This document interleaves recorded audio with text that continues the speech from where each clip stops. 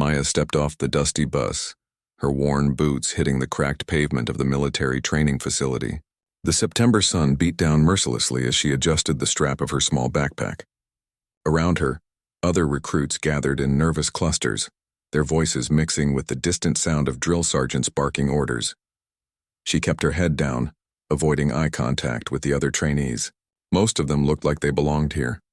Tall, muscular young men with confident strides and loud voices discussing their high school football achievements and military family backgrounds. Maya felt like a shadow among them, her slight frame and quiet demeanor making her nearly invisible. "Look at this one," whispered a recruit named Jake to his friend. "Did they lower the standards or something?" His companion snickered, eyeing Maya's modest appearance and the way she clutched her paperwork with slightly trembling hands. The registration process was a blur of medical checks, uniform distribution, and endless paperwork. When Maya raised her hand to ask a question about the barracks assignment, the sergeant barely glanced her way before moving on to help a more assertive male recruit. It was clear from the start that she would have to work twice as hard to get half the attention. Her bunkmate, Sarah, seemed friendly enough, but even she looked skeptical when Maya mentioned she had never been camping, let alone handled military equipment. "Are you sure you're in the right place?" Sarah asked with genuine concern. "This program has a 90% dropout rate in the first month." During the initial fitness assessment, Maya struggled with the physical requirements. She could barely complete half the push-ups required, and her mile time was among the slowest. The drill instructors shook their heads, making notes on their clipboards. One of them, Sergeant Rodriguez, pulled her aside afterward. "Listen, kid," he said, not unkindly. "This isn't summer camp. Maybe you should consider transferring to a support role. There's no shame in knowing your limitations." Maya nodded politely but said nothing. What they didn't know was that she had grown up in circumstances that had taught her resilience in ways they couldn't measure on a stopwatch or count in repetitions.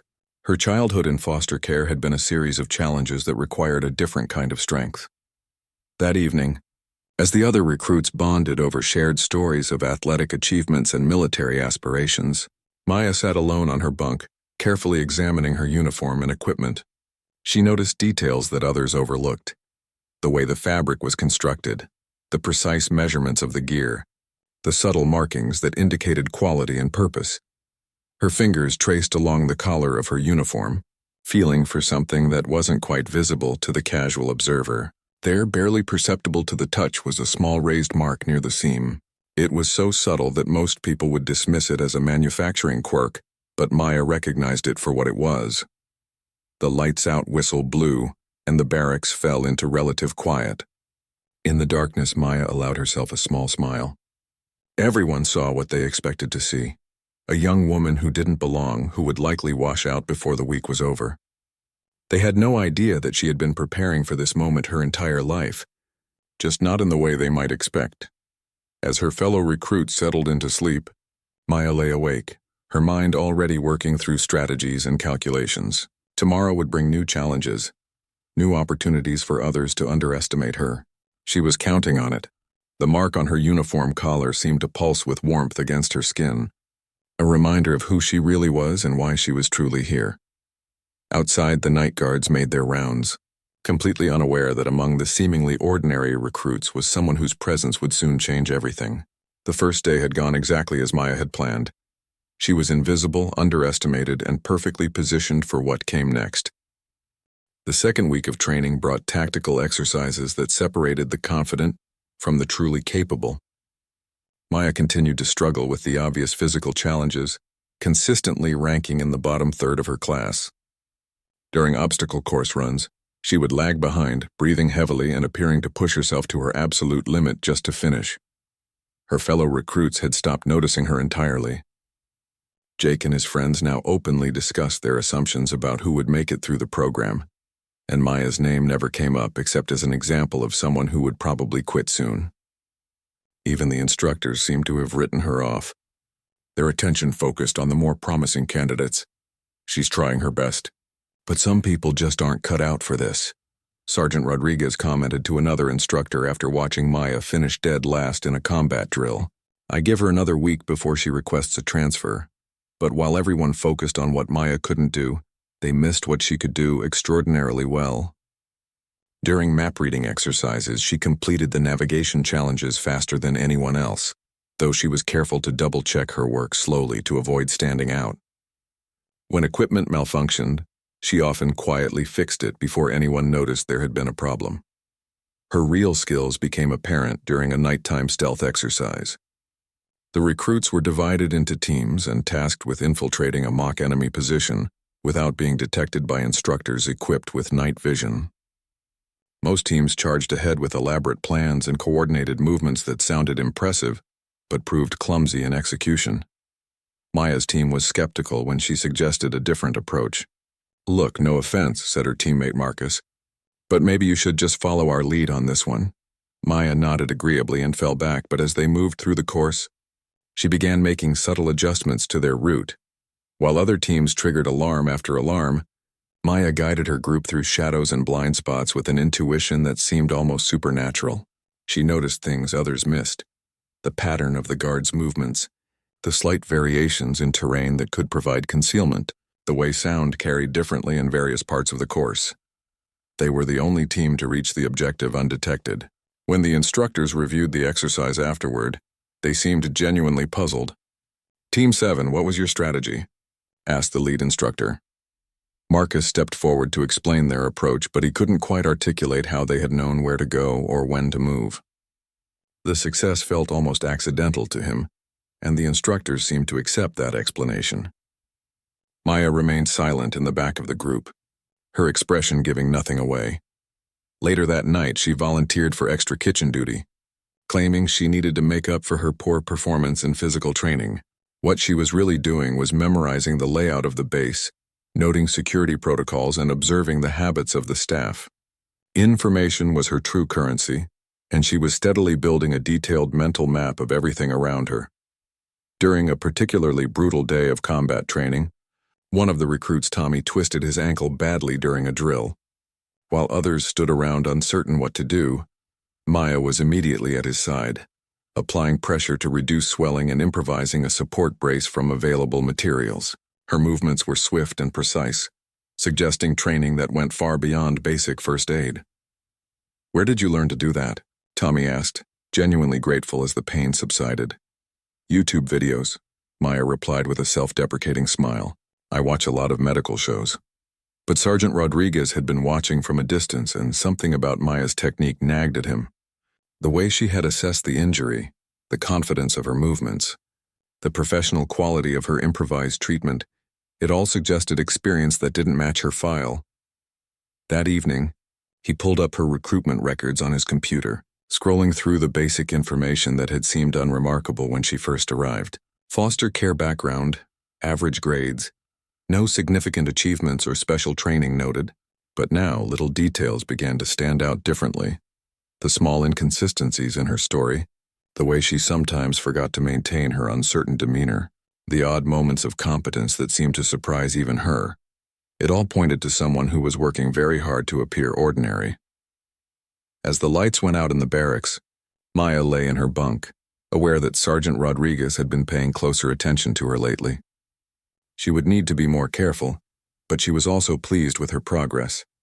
In 2 weeks, she had established herself as harmless and unremarkable. While secretly gathering intelligence and assessing potential allies and threats, the mark on her collar seemed to warm against her skin as she drifted off to sleep, a constant reminder that her real mission was just beginning. The 3rd week brought a crisis that would test everyone's true capabilities. During a routine training exercise, a mechanical failure caused a small explosion in the equipment shed. Several recruits were trapped inside, and smoke was billowing from the building. The instructors immediately took charge, calling for emergency services while establishing a safe perimeter. Maya stood with the other recruits behind the safety line, watching as the drill sergeants debated the best approach. The fire department was 20 minutes away, and everyone could hear muffled shouts from inside the building. 3 of her fellow recruits were trapped, including Sarah, her bunkmate. While others panicked or offered unhelpful suggestions, Maya quietly assessed the situation. She noticed details that the instructors, focused on following proper protocols, had missed. There was a ventilation shaft on the building's east side that connected to the main air system. The wind was blowing from the west, which meant the smoke would be less concentrated near that entrance. Without drawing attention to herself, Maya slipped away from the group and circled around to the back of the building. The emergency teams were focused on the front entrance, giving her an unobserved approach to the ventilation system. Years of navigating tight spaces during her unconventional childhood had prepared her for exactly this kind of situation.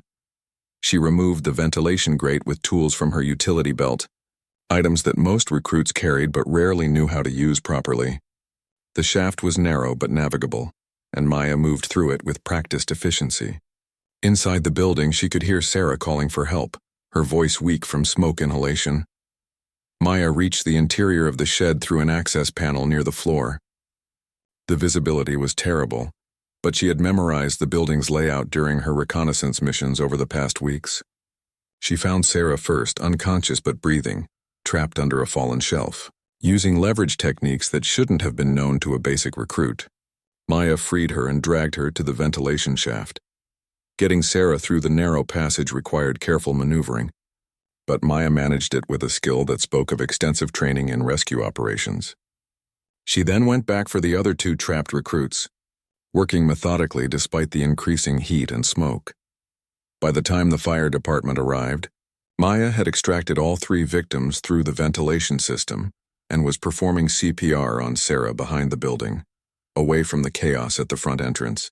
When the medics found them, Maya was supporting Sarah's breathing while monitoring the vital signs of the other 2 rescued recruits. "Who did this?" asked the lead paramedic, clearly impressed by the professional quality of the rescue and medical care. "She did," said Tommy, pointing to Maya with wonder in his voice. He had been one of the rescued recruits and had witnessed her calm expertise during the most terrifying moments of his life. Sergeant Rodriguez arrived at the scene, just as the medics were loading the injured recruits into ambulances. All 3 were conscious and stable, with injuries far less severe than they should have been given the circumstances.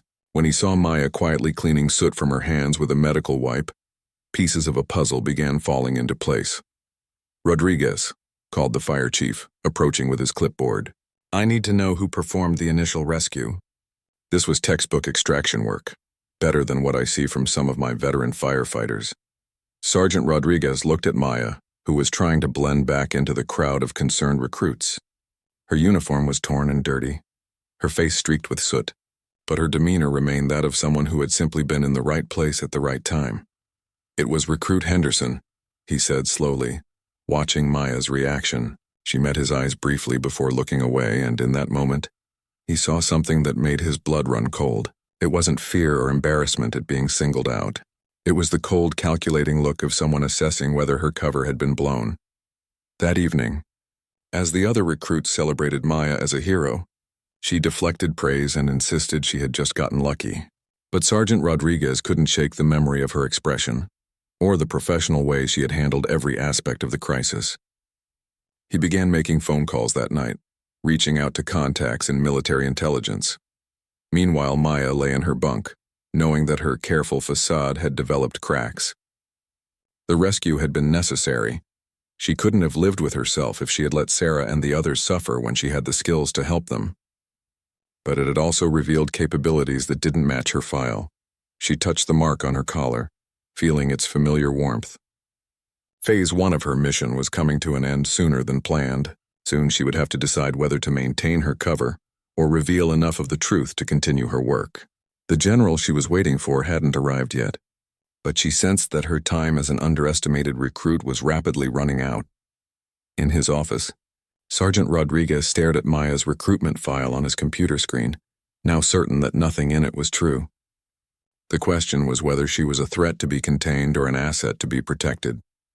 Either way, he knew that Maya Henderson was not who she claimed to be, and that realization would change everything. Sergeant Rodriguez spent 2 sleepless nights making carefully worded phone calls to contacts across various military branches. The responses he received were troubling. Either no one had heard of anyone matching Maya's description, or the conversations ended abruptly with suggestions that he stop asking questions. On the 3rd day after the rescue, he decided on a direct approach. He called Maya to his office during the lunch break, ostensibly to discuss her heroic actions and possible commendation. She arrived promptly, still maintaining her humble, slightly overwhelmed demeanor. "Sit down, Henderson," Rodriguez said, studying her face carefully. "I've been thinking about what happened at the equipment shed. Your response was remarkable for someone with no emergency training." Maya shifted uncomfortably in her chair. "I just did what anyone would do, Sergeant. Sarah needed help. Anyone wouldn't know how to navigate a ventilation system in zero visibility. Anyone wouldn't recognize the symptoms of smoke inhalation and know exactly how to treat it. Anyone wouldn't be able to extract 3 people from a burning building without sustaining serious injuries themselves." The silence stretched between them. Maya's hands remained folded in her lap, but Rodriguez noticed her breathing had changed. Slower, more controlled, like someone preparing for combat. "I watch a lot of emergency shows on TV," she said, finally repeating her earlier explanation, "and I grew up in some rough situations." "You learned to adapt," Rodriguez leaned forward. "I've been in contact with some colleagues. Interesting thing. Your foster care records are remarkably detailed for someone who supposedly moved around as much as you claim. Almost like they were created by someone who really understood how to build a convincing backstory." Maya met his eyes directly for the first time since entering his office. The transformation was subtle but unmistakable. The uncertain recruit faded away, replaced by someone with cold, professional composure. "What exactly are you suggesting, Sergeant?" Her voice carried a new edge, and Rodriguez realized he was no longer talking to the person who had struggled through basic training exercises. Before he could respond, his phone rang. The caller ID showed only a series of numbers, but Rodriguez recognized the format. It was a secure military line. He hesitated, then answered. "Sergeant Rodriguez, this is Colonel Williams from Strategic Operations. I understand you have questions about one of your recruits." Rodriguez glanced at Maya, who showed no surprise at the call. "Yes, sir. I have concerns about recruit Henderson." "Your concerns are noted and appreciated, Sergeant. However, I need you to stop all inquiries regarding this individual immediately. This is a matter of national security, and any further investigation could compromise an ongoing operation. Sir, I have a responsibility to the safety of my other recruits." "Your recruits are perfectly safe, Sergeant. In fact, they're safer than they realize. I need you to continue treating Henderson exactly as you have been. No special attention, no additional questions, no changes to her training schedule." The line went dead. Rodriguez slowly replaced the phone, his mind racing. When he looked at Maya, she was watching him with an expression of patient interest, as if she were waiting for him to process information she had known all along. "You're not really a recruit, are you?" he said quietly. Maya was silent for a long moment. Then she stood up, and something in her posture shifted completely. The awkward, uncertain young woman disappeared entirely, replaced by someone who moved with deadly precision and absolute confidence. "I'm exactly what I need to be, Sergeant," she said.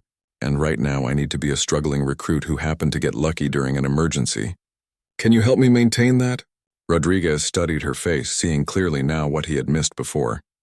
The intelligence in her eyes, the way she held herself, the casual authority in her voice. This was someone accustomed to command, someone who had been trained for situations he could barely imagine. "How long?" he asked. "How long what?" "How long have you been doing this?" "Whatever this is." Maya smiled, and it was neither warm nor cold, just professionally pleasant. "Long enough to know that good sergeants like you make operations like this possible. Your recruits trust you, and they're going to need that trust in the coming weeks." "What's coming in the coming weeks?" "A general is arriving for an inspection next month. When he does, everything you think you know about this base and its mission is going to change. Until then, I need you to help me stay invisible." Rodriguez realized he was at a crossroads. He could report this conversation, demand answers, try to follow protocols. But something in Maya's demeanor told him that path would lead nowhere good. Instead, he made a decision that surprised even himself. "What do you need from me?" Maya's smile became slightly warmer, more genuine. "Just keep treating me like the recruit who barely belongs here. And when strange things start happening around this base, remember that some mysteries are better left unsolved."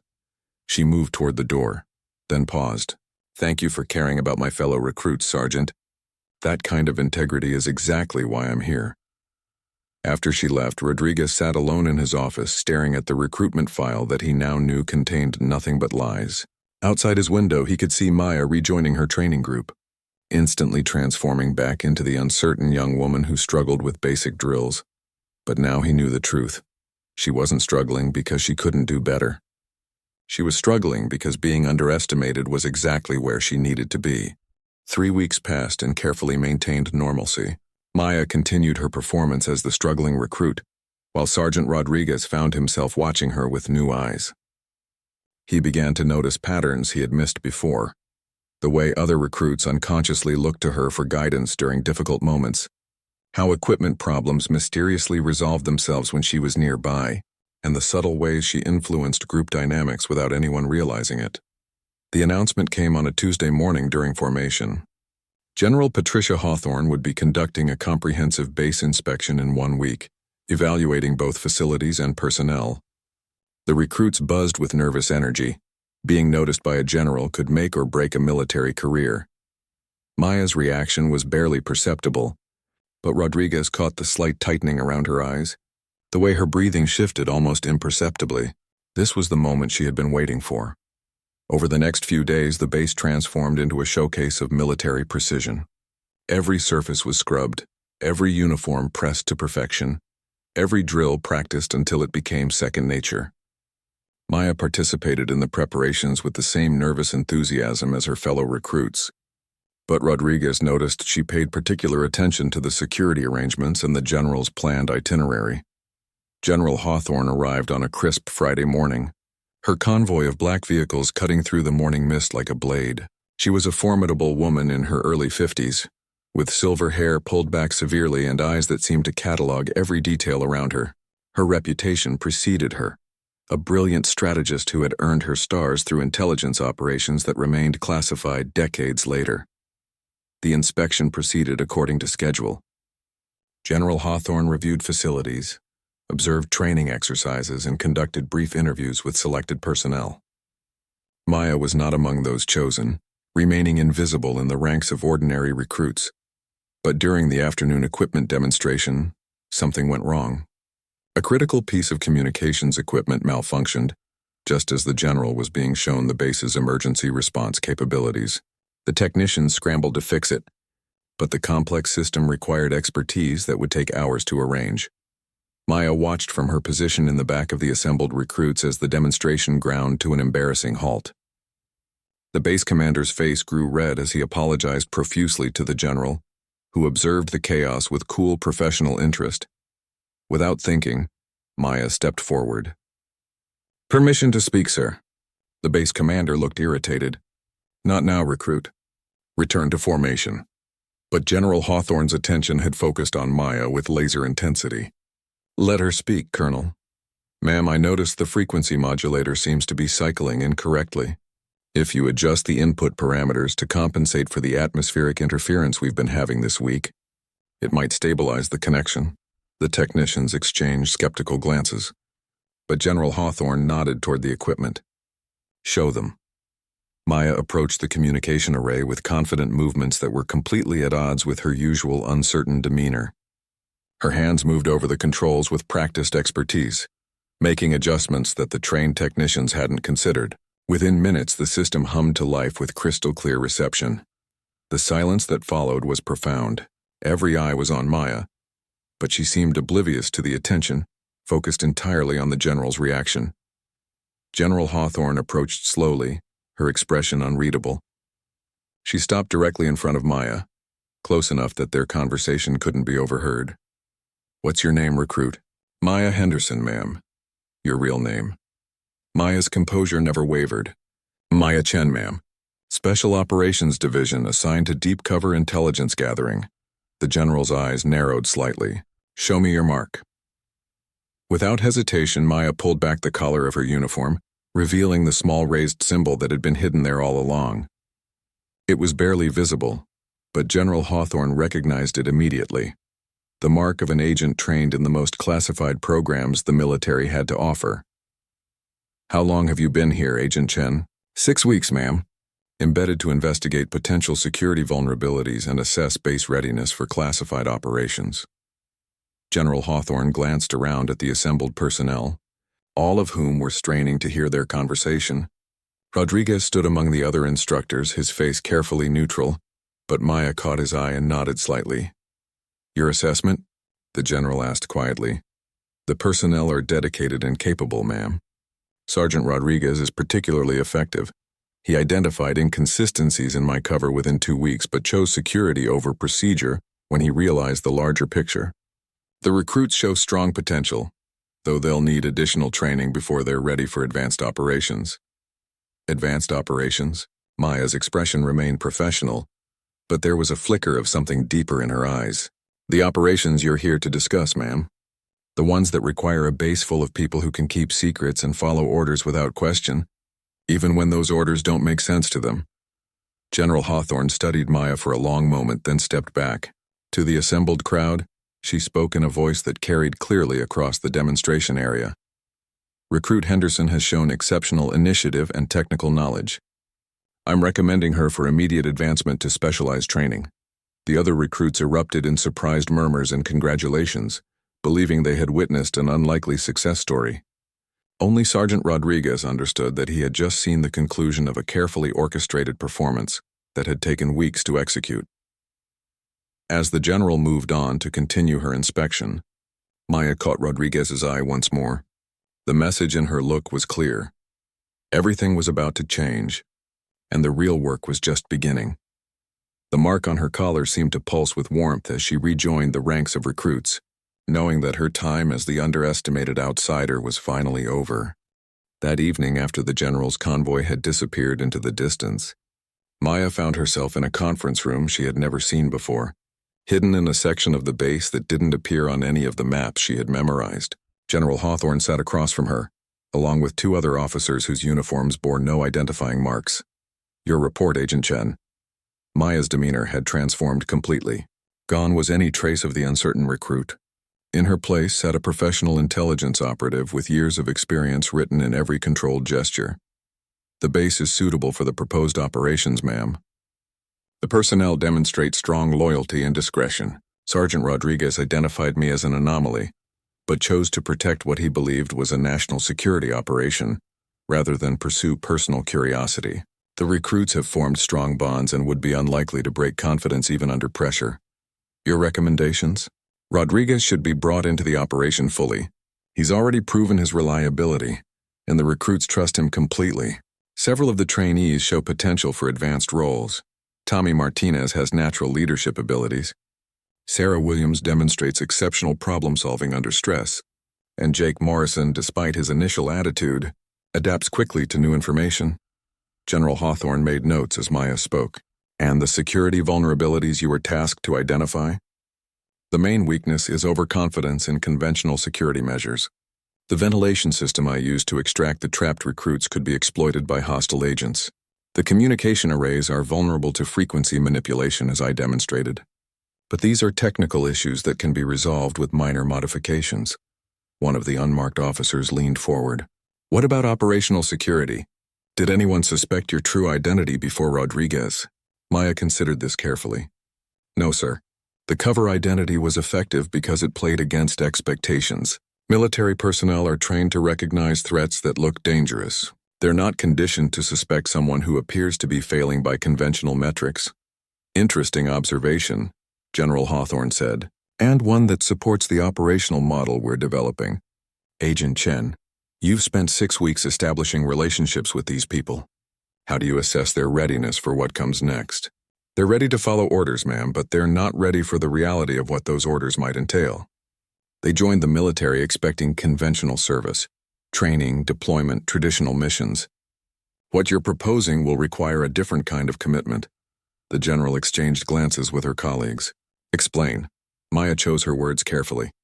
The operation requires personnel who can maintain deep cover identities for extended periods, who can function in hostile environments without support, and who can make life or death decisions based on incomplete information. The recruits have the raw material for this kind of work, but they'll need specialized training that goes far beyond conventional military preparation. And you believe they can be successfully transitioned to this level of operation? Yes, ma'am, but only if the transition is handled properly. They trust each other and their instructors. That trust network can be leveraged to help them adapt to more complex realities, but it must be done gradually and with complete transparency about what they're volunteering for. General Hawthorne closed her folder and looked directly at Maya. Agent Chen, Your embedded assessment mission is complete. However, I have a new assignment for you should you choose to accept it. Ma'am, I want you to lead the transition training for this group. You've established relationships with them. You understand their capabilities and limitations, and you've proven you can operate effectively under deep cover conditions. The question is whether you're willing to reveal your true identity to them and guide them through the next phase of their development. Maya considered this carefully. For 6 weeks, she had maintained a carefully constructed facade, allowing herself to be underestimated and overlooked while gathering the intelligence she needed. The prospect of dropping that mask and taking on a leadership role represented a fundamental shift in her mission. What would be the scope of this training, ma'am? Advanced intelligence gathering, deep cover operations, counterintelligence protocols, and specialized combat techniques. These recruits would become part of a new kind of military unit, one that operates in the gray areas between conventional warfare and intelligence work. And if I accept this assignment?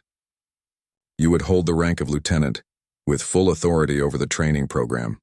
Sergeant Rodriguez would serve as your senior NCO, and you would have access to resources that are currently above your clearance level. Maya thought about Sarah, still recovering from her injuries but determined to return to training. About Tommy, whose natural leadership abilities could be developed into something extraordinary.